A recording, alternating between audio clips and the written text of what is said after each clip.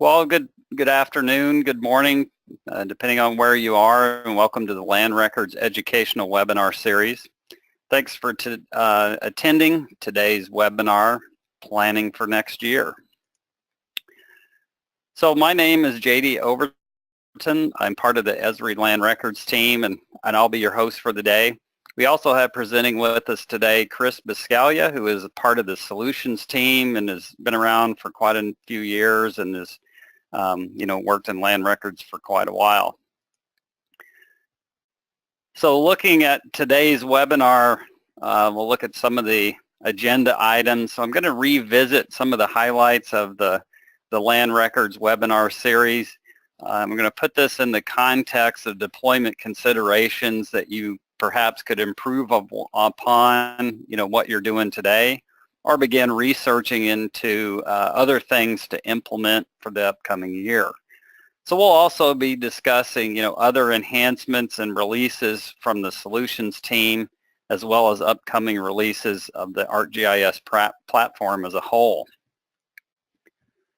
So before we really kind of jump into this, we have a poll question which you can answer over in the panel there of the meeting. And the question really is about what topics would you like to see us present webinars on next year?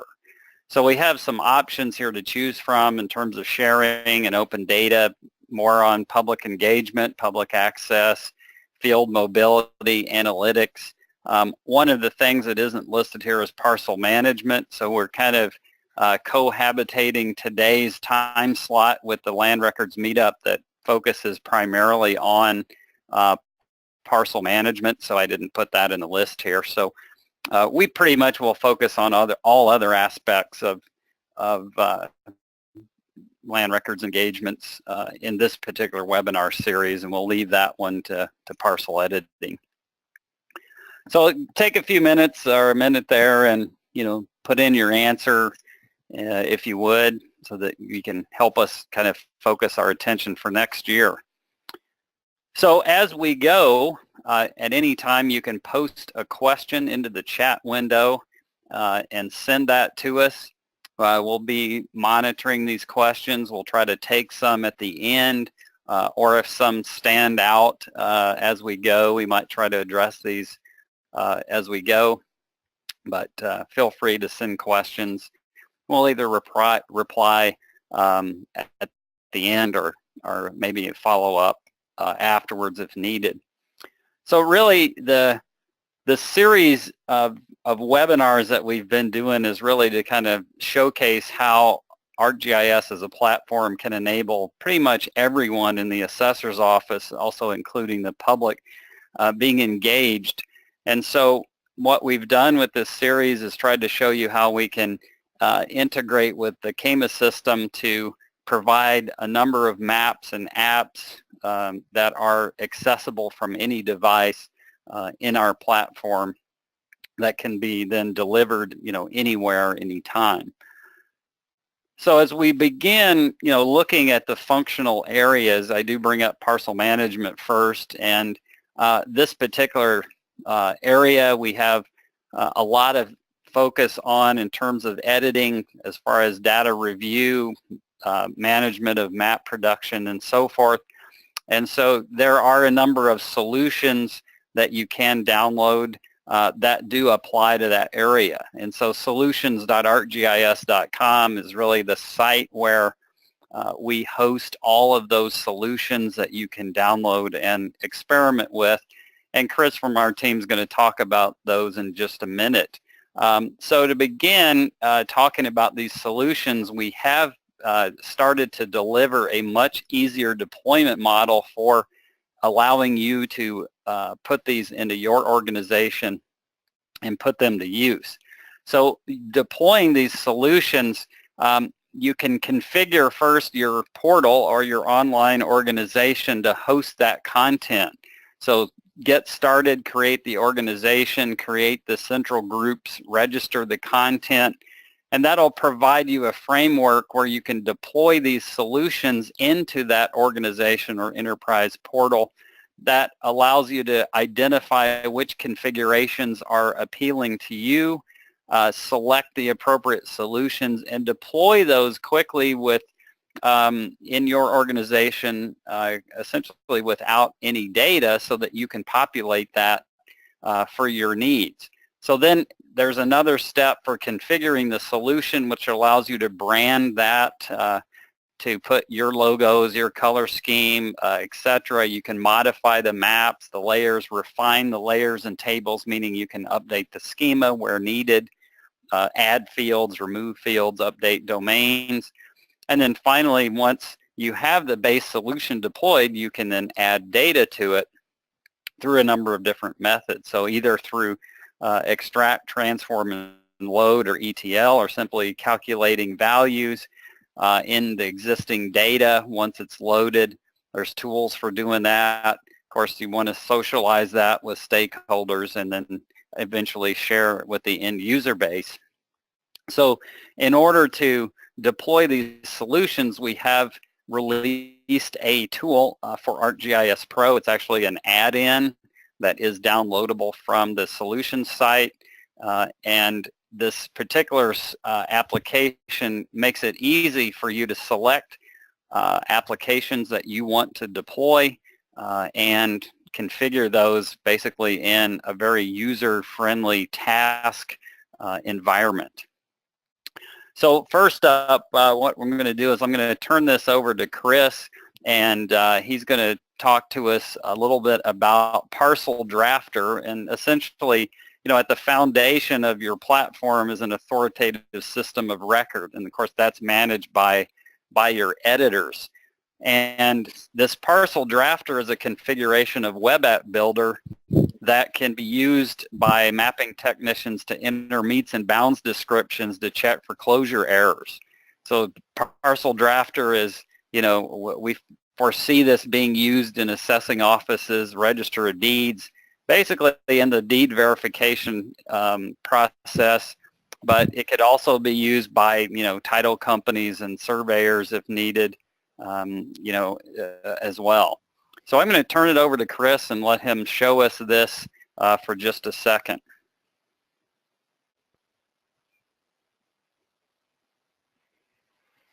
Okay, thanks, JD. So to configure Parcel Drafter, one of the things I wanted to show was, JD mentioned this, but the deployment tools within ArcGIS Pro. So what I have here is an ArcGIS Pro project, and I have the deployment tools installed. And what I'm going to simply do is just search for the Parcel Drafter. And what you'll see is that I have a description of the application, and JD did a pretty good job of telling us what the application's all about, but essentially this is an app that lets you enter meets and bounds descriptions. It could be used by assessors' offices, register of deeds, etc. And I can learn more about the application. So if I click on Learn More, I actually get the nice help topic that I can read through and understand more about the solution and how to deploy it within my organization. Or I can just go ahead and deploy it. So that's actually what I've done here.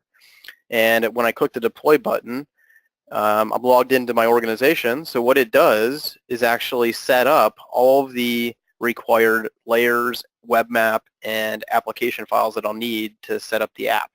So what you'll see here is the Parcel Drafter layer, the tax parcel layer, and the site address layer, which are all used in the application. I get the web map that's used to power the app and the actual application itself. So I'm basically all ready to go. I've clicked one button to deploy the solution, and I can start using it right away. So here's the Parcel Drafter app.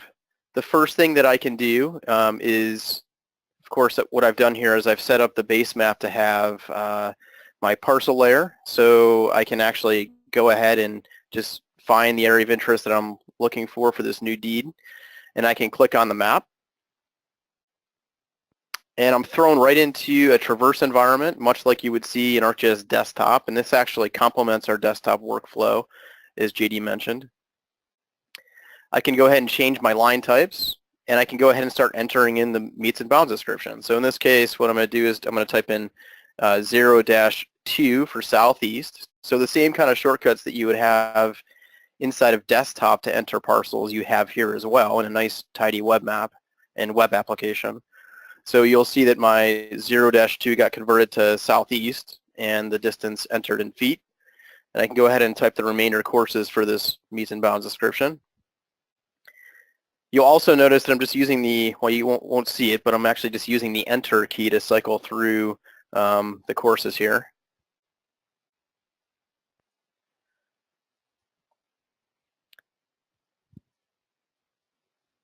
And my final course, I'm going to purposely introduce a slight misclosure here to see how that works in the application.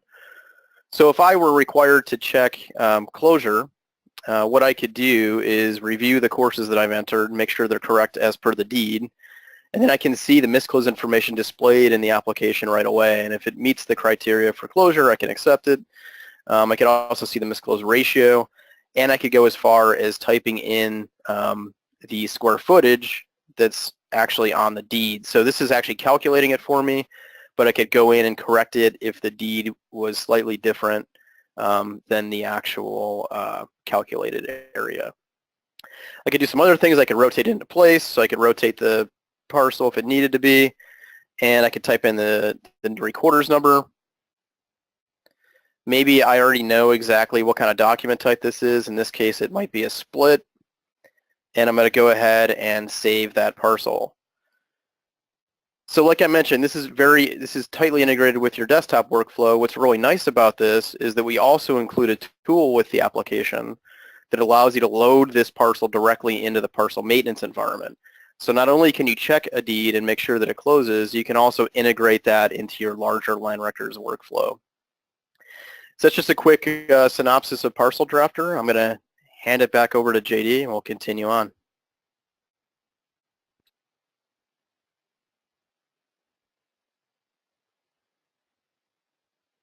All right, thanks, Chris.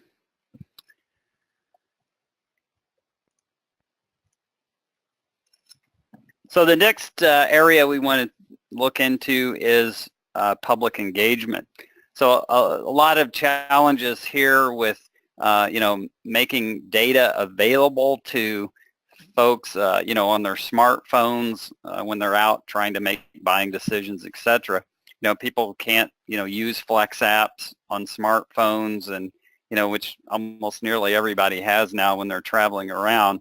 But unfortunately, this can lead many people to turn to non-authoritative sites like Zillow, etc., which seem to be competition for a lot of authoritative data sources out there. So there's a number of ways that we can help in this particular area.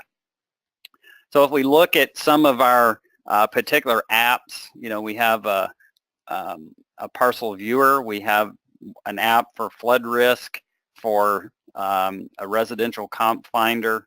We also have some new ones, My Tax Distribution, which I think we showcased a little bit earlier. So this particular area of public engagement might be one where you might want to invest some time in supporting multiple devices. This particular area doesn't necessarily mean that you have to start over if you already have apps. This could be a great way to create a companion app for mobile as an option, as well as putting it side by side with the ones that you have.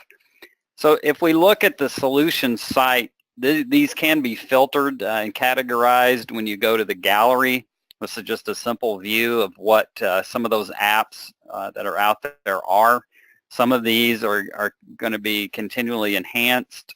Some of these are going to have new deployment methods coming up in the future, and we'll talk about that more at the end of the presentation. So I think one of the keys about ArcGIS is its flexibility and its deployment.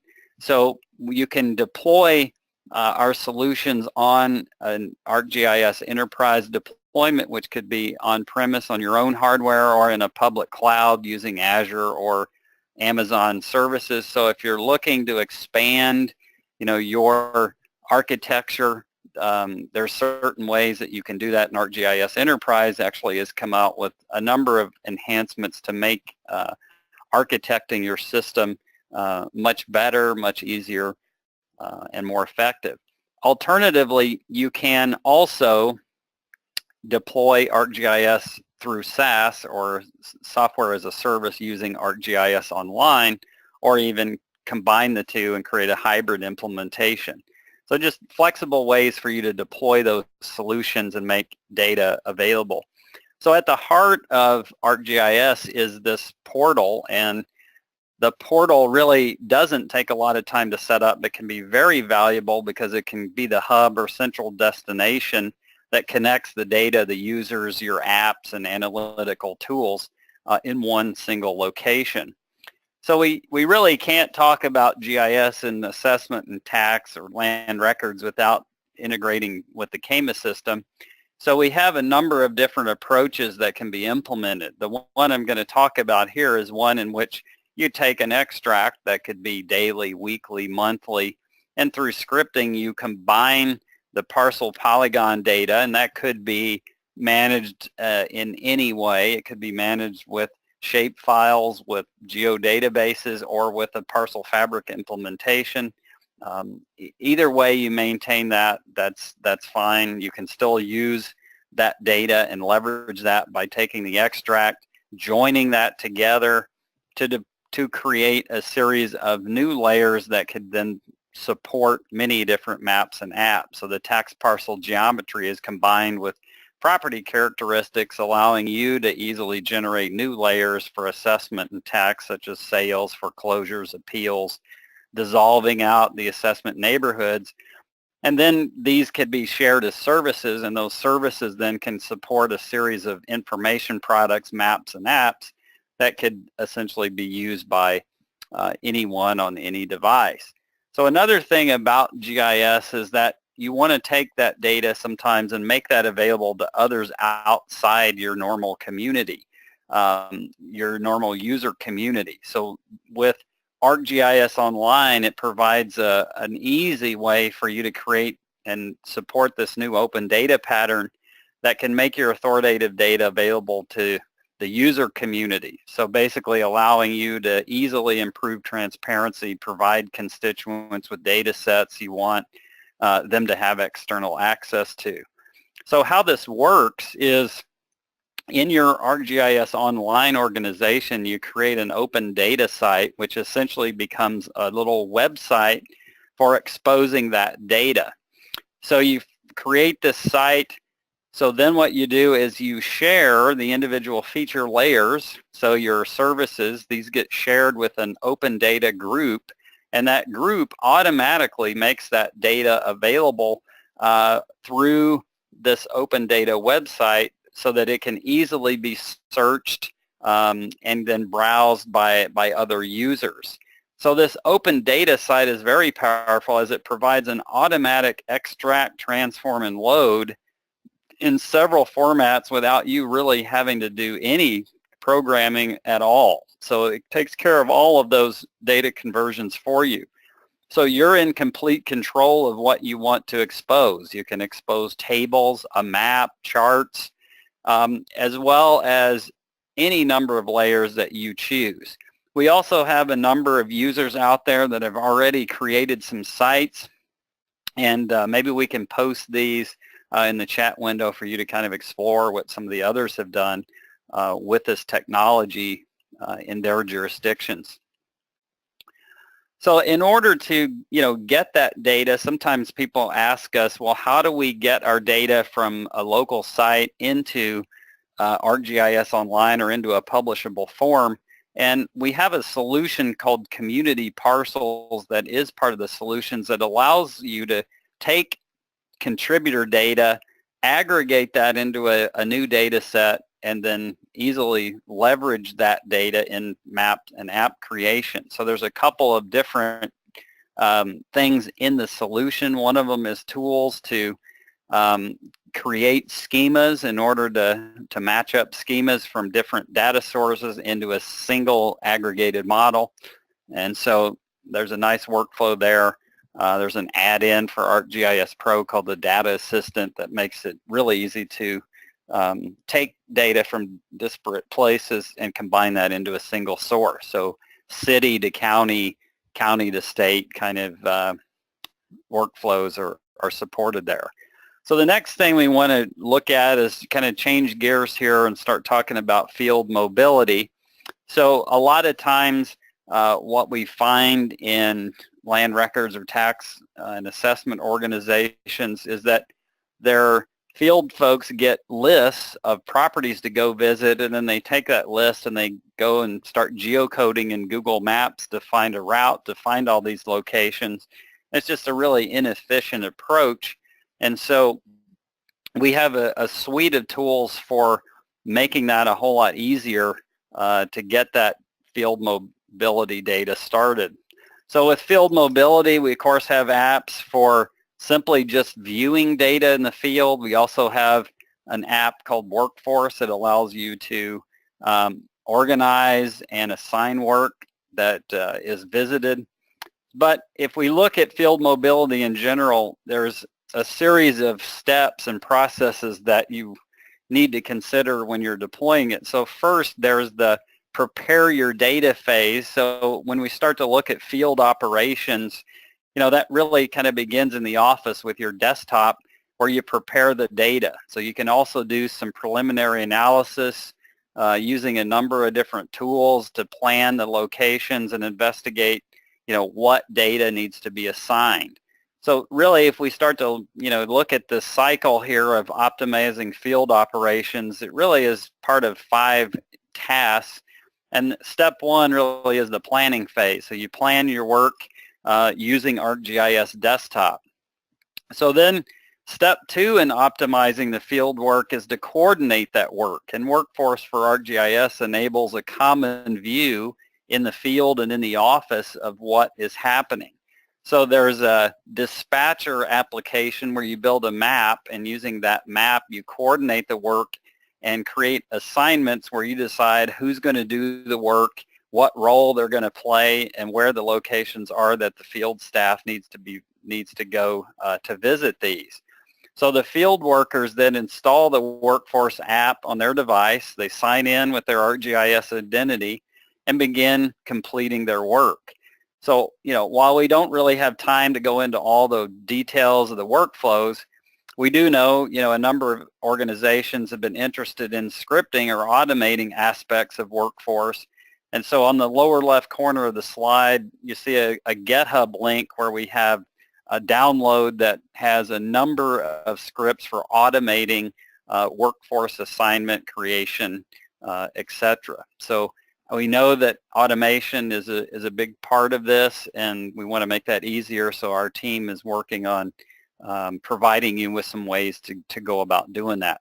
So plan the work, coordinate the work. The next step is getting to the work.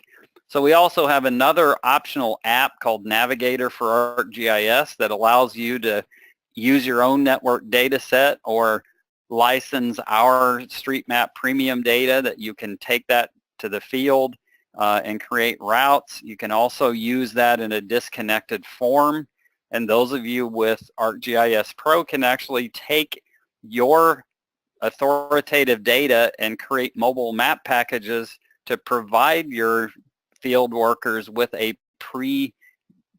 provisioned base map that includes your authoritative data as the source as they're doing their navigation. So very nice integrated app that gets them from one job to the next. So once they've gotten to that location, they need an app to collect data, and that's Collector for ArcGIS. A lot of you are very familiar with this app. You may already have it deployed. This can be deployed on from Google Play, from the App Store, even on Windows phones and Windows laptops as well. So Collector is a very popular data collection tool. We also have another form-based tool called Survey 123, and it's a simple and intuitive form-centric data gathering solution. So it makes it very simple to create, share, and analyze surveys that are, you know, created in a couple of pretty easy steps. So, I mean, just think of these as smart forms for the field. Survey 123 leverages online or an ArcGIS Enterprise for its security model. and it builds surveys online, or you could actually use your desktop using Excel and the XLS form specification. So just, you can think about making it really easy for folks to quickly capture a windshield survey, a damage assessment, something for the office, maybe have people come in to fill out an application appeal. So, there's lots of capabilities here for leveraging this tool. A more advanced tool that we have for data collection is called Drone to Map. So essentially this is an image products on demand tool. Basically, a full data capture of the imagery, the LiDAR data, elevation, feature extraction, the whole, shebang as far as capturing, map features from what data the drone actually captures. I would encourage you to check out a story map that we have, and hopefully we can get the link to this posted in the chat window. One of our colleagues that is into environmental science that has his own drone and licensing has built this story map. It's an interactive step-by-step showing you the entire workflow for working with drones. It's very, very good for educating you in a very fast way on what it does and how it can work. So lastly, when the field work is actually happening, we have the operations dashboard, which allows you to monitor that work that's happening in the field. And some of you have seen us use the operations dashboard for value analysis. So, taking sales and foreclosures and assessment neighborhoods and making that live and interactive. It's just a different way to deploy that data and make it available and visual in real time. So the last area that we want to talk about in terms of the solutions is operational insights. And so this is how you can kind of get new answers or derive new answers from your data. And so we have had a solution for a number of years called the Value Analysis Dashboard, and it's just an interactive way to provide assessment and tax information in a single place that can be filtered and is easy to navigate. But there's also some really powerful tools out there that we want to talk about that are very easy for you to deploy as well, that are part of the ArcGIS platform. And the first one is Maps for Office. And this tool is a way for you to take a spreadsheet and map that data quickly and work possibly in a tool that you're maybe more familiar with than opening up ArcMap or a web map, etc. So some of the things you can do with this is, you could bring in a spreadsheet of just a neighborhood and start to quickly reveal patterns in this data. So find things like outliers very quickly by creating a thematic map. You might also discover anomalies. So, if data was possibly fat-fingered in, when we start to compare that property to the ones around it, just looking at the building photo, is this property really worth $1 million? It's possible that maybe there was an error in data entry there. Some other things to consider is we have this new premium app called Insights for ArcGIS, and it allows you to kind of explore a new world of your data. So discover, exploratory analysis, visual. It's very visual and intuitive. Combine analysis and visualization on a series of linked cards, and this might help you reveal patterns that you couldn't see before. So how it works is you take your spatial and tabular data and you join these or create relationships with these, and then you can actually create maps and charts that are interactive within this system. So the results of these operations are expressed on a series of cards, and these cards are charts or summary tables or maps, and again, these are all linked together. So let's take a minute or two here to look at some of the capabilities of Insights. So I'll switch over to a browser, and I'll show you And I've started Insights, and one of the things that you'll see here on this particular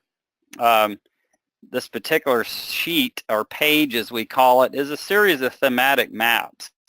There is a chart that shows the effective year built, so we'll start by showing the interactivity. So we can see that I have isolated a set of data for an assessment neighborhood. So within this neighborhood, I've built thematic maps based on property characteristics. So if I expand this, we can look at the fields that have all of the different characteristics here. So basically, by just taking these fields that have characteristics and dropping these, I can easily make a map of these. And so I've done that so we could see a thematic map based on assessed value, land value. So we can do normalizations of things like taking the total area and coming up with a price per square foot. What are the improvement values? What are the land values per square foot? So very simple maps can be created. And as I interact with these cards, so for example, if I highlight this bar on this chart, so where are the buildings that were, which homes were constructed in 2009, when I select that, only the ones that meet that criteria are highlighted on the map. So if I want to look at the ones that were in 2008, so you can start to see the interactivity between the charts. If you'll look here, I've got a filter set on this particular one. Basically, some of the data didn't have a year built, so I filtered out that.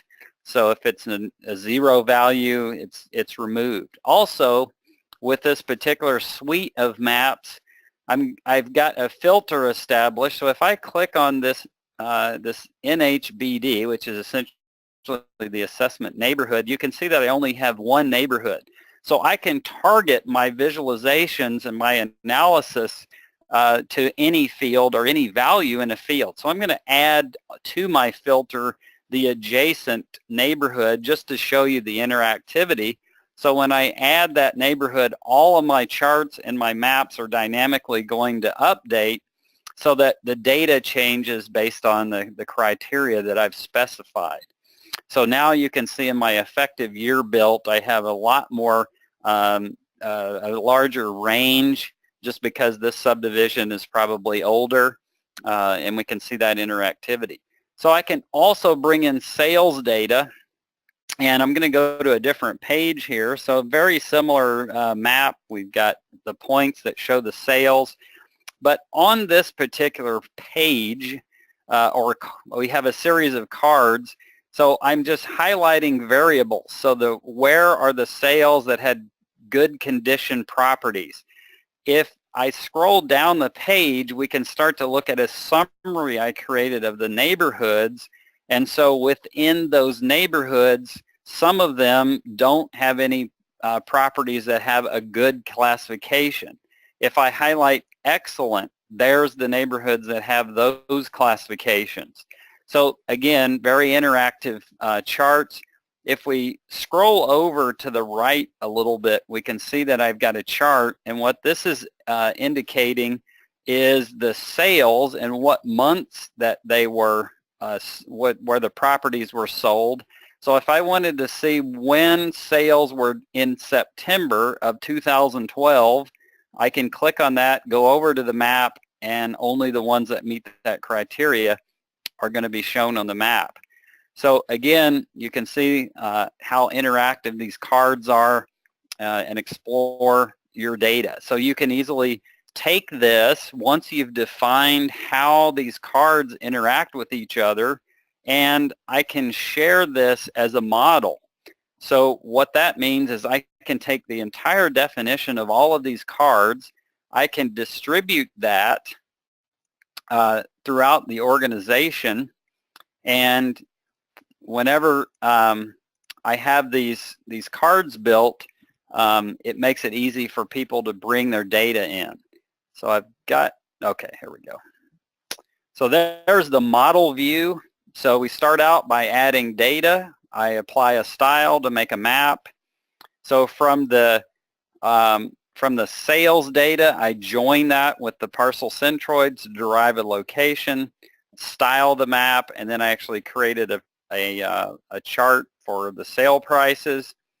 So again, all I have to do is, if I want to share this as a model, I can take this model, share it with somebody. They just update the data sources.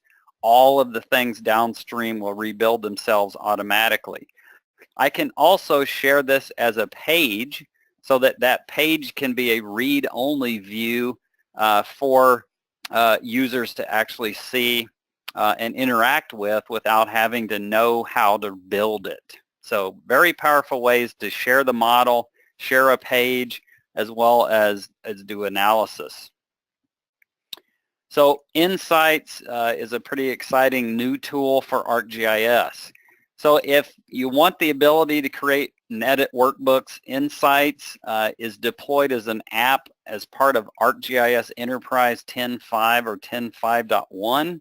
It is a premium app or similar to an extension that is separate, and it also requires named users in order to access that. So each user needs to be provisioned. So if all they're going to do is view, they can use level 1s to view that those cards. So the next section here, kind of to close us out, we're going to kind of talk about what's coming. So I'm going to turn it over to Chris to kind of give us an overview of what's coming with the solution site. So what's coming with Parcel Drafter, real estate, you know, etc. So I'll let him talk about that. Thanks, JD. So before I jump into a demo of one of the applications that we're working on, I just wanted to give a brief overview of some of the things that we're working on for the first quarter. Actually, some of these things will actually start showing up in December. So Parcel Drafter, which I showed, we're adding some functionality that a couple counties asked for instance, adding an XY position for the start point. We're adding things like that. We've also just made some incremental improvements there to Parcel Drafter. Real estate viewer, JD mentioned the tax parcel viewer, but this would be a version that would be very focused on my property. So something to kind of combat some of the work that's been done by Zillow and others. A new value analysis dashboard, so maybe taking some of the things that JD was showing with Insights, maybe incorporating that into the new value analysis dashboard. We're actually looking for feedback on that too, so if anybody on the call wants to follow up with us afterwards, we'd love to work with you on that. And even in a hub initiative for equitable property value, so taking your open data and then producing a very simple kind of landing page for folks to understand their property value and how that process works. So I'm going to go ahead and just jump into a quick demonstration. What I want to show is one of our more popular applications called Public Notification. So if you haven't seen this already, this is a very simple app that can be used by any agency really looking to notify property owners or occupants of formal actions being taken. And so the current application is supported, and you can get that on our solution page. And this is actually a sneak peek at the new application. And this will be fully hosted much like the Parcel Drafter app. So I'll be able to go to the deployment tools like I showed in Pro and say I want the public notification application stood up, and it'll do the same thing for the deployment as the Parcel Drafter. So what this allows me to do is go in and actually search for a particular parcel. And once it finds that parcel,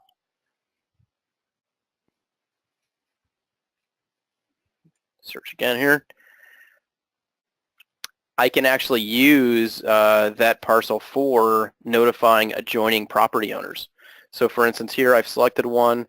I can apply a search distance. So if there's a default search distance that's required for notifying adjoining property owners, I could use that here. I could also change that to be the right distance, and it basically just buffers that parcel and selects the adjoiners.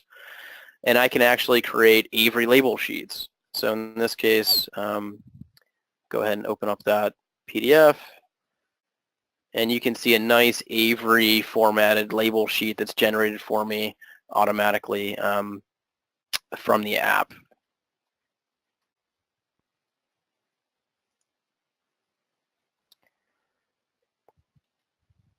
get out of this real quick.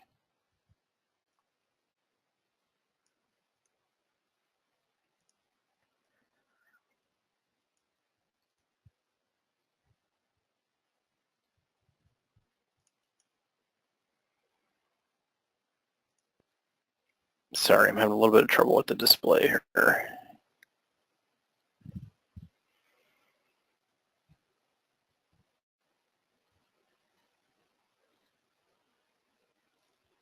Okay, so then going back to the application again, I can also do things like type in, let's just say a street name.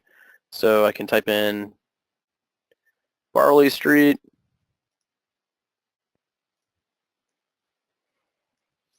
It'll actually take that roadway as well and then buffer that. So I can even do things like road segments. I could even, if I have address points versus parcels that have the address information, I can actually use those address points to notify as well. So if I go in here and the drop down for who I want to, or where I want to grab the address information from, I can actually say I want to grab it from the address points, and I get 62 addresses because there's more address points for this particular buffered selection. So that's an improvement over the current application as well. So I just wanted to briefly touch on that. That's some of the work that we're doing. Public notification, this particular application will be updated in December as well, so we're looking forward to that. All right, I'm going to go ahead and stop sharing. We can wrap up.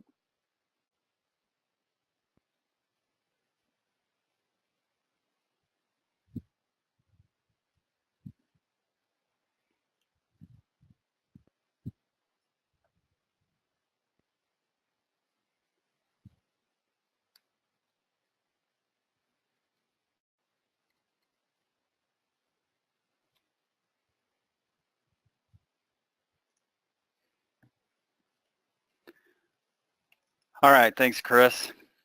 Yep. I posted a few things in the chat window while you were presenting there, just some things I mentioned a little bit earlier. So I think to kind of bring us home here, we're going to talk about the ArcGIS platform and kind of what's coming with it. So currently we're in development of 10.6 for both desktop and enterprise, and we're looking at probably early next year for those releases to be available publicly. And also, as part of that same time frame, ArcGIS Pro 2.1 is going to be released.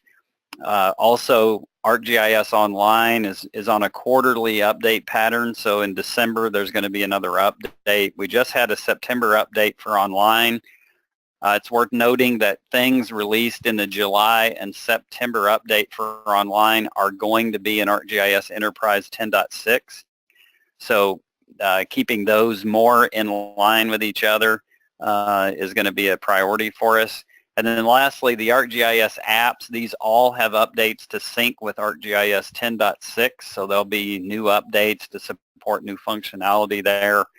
I would encourage you to visit GeoNet for the particular apps of interest.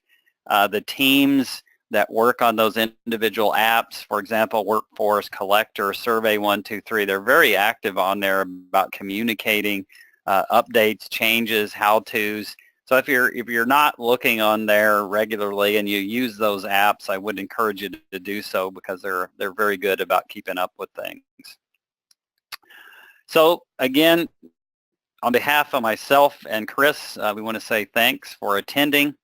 And what we'll do is we'll take a look at the questions and see what we have here.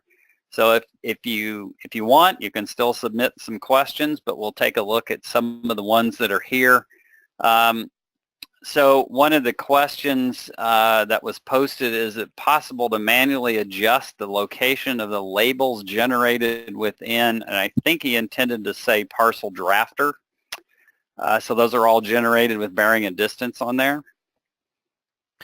Oh yeah, they are. They're what we're doing by default is trying to center the label on the line, but you can alter that as well directly in the web map. So those labels are actually coming directly from the web map configuration that you get. Okay.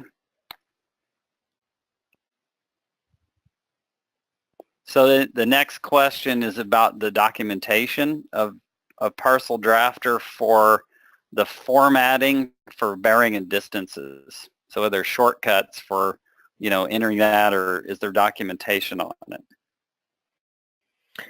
Yeah, there is. There's actually, we put a couple hints and notes into the current help document to talk through how, for instance, you can enter quadrant bearing versus north azimuth, et cetera. So that should be documented. If you have any questions, feel free to reach out to tech support. They can also answer your questions about those shortcuts. Okay, very good. So the last question that we have here is, are the solutions deployable if you do not have ArcGIS Pro? The answer is yes. So we give you manual instructions on how to deploy and publish the feature layers, and the web maps required of the solutions that are included with the deployment tool. There are also some of our solutions are not even in the deployment tool, since they require some additional work to be done. Maybe in ArcGIS Desktop, for instance, our Parcel Management workflow, you're not going to see those things in the deployment tool, so Pro is not required. But for all the ones that are included with the deployment tools and ArcGIS Pro, we also give manual instructions on how to deploy them.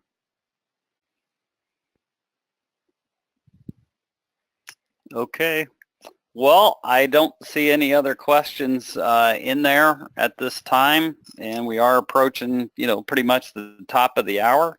So again, I thank you for your attending, and we'll look at the poll question, and we'll get to work on next year. So have a good year, and we'll see you next year. Thank you.